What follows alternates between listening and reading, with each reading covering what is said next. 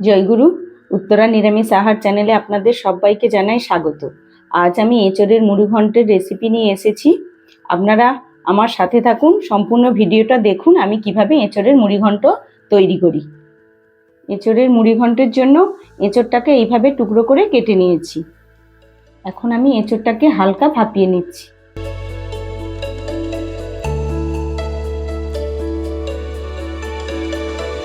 অল্প লবণ ও হলুদ দিয়ে ভাপিয়ে নিচ্ছি।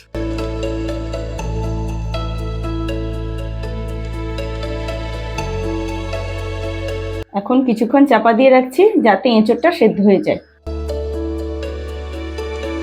ভাপানো হয়ে গেছে, এবার নামিয়ে নিচ্ছি।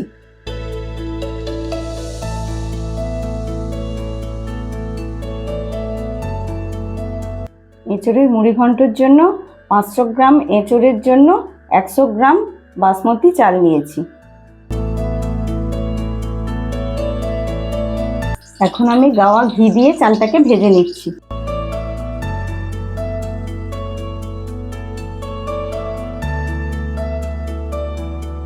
চাল ভাজা হয়ে গেছে, আমি এবার নামিয়ে নিচ্ছি।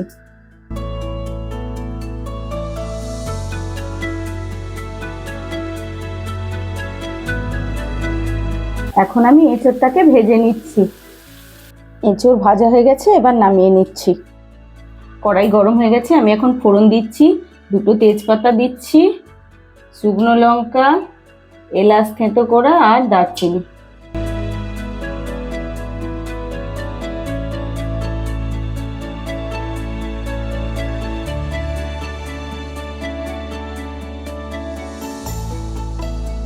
ফোড়নের সঙ্গে 1 চামচ গোটা জিরে দিচ্ছি। অল্প একটু হিং দিচ্ছি।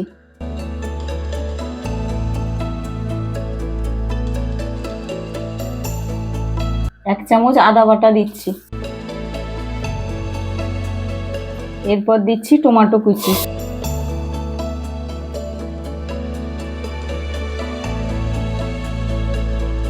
এরপর দিচ্ছি 1 চামচ জিরে গুঁড়ো।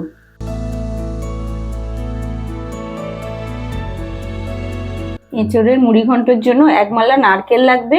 আমি নারকেলকে কুড়ে মিক্সিতে বেটে দিচ্ছি। এইবার ভেজে রাখা চাল দিয়ে দিচ্ছি।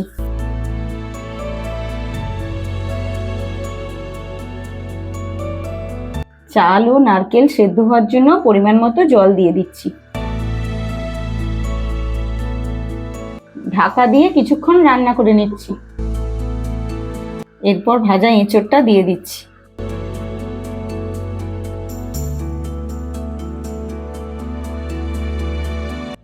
এরপর দিচ্ছি 1 টেবিল চামচ টক দই।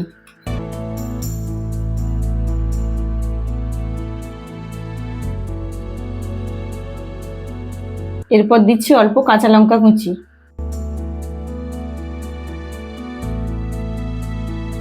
এঁচোড়ের মুড়িঘণ্ট প্রস্তুত হয়ে গেছে। এবার গরম মশলা দিয়ে নামিয়ে নেব।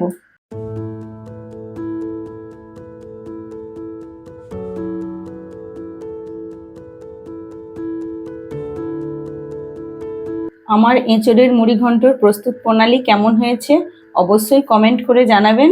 আমার চ্যানেলটিকে শেয়ার ও সাবস্ক্রাইব করবেন।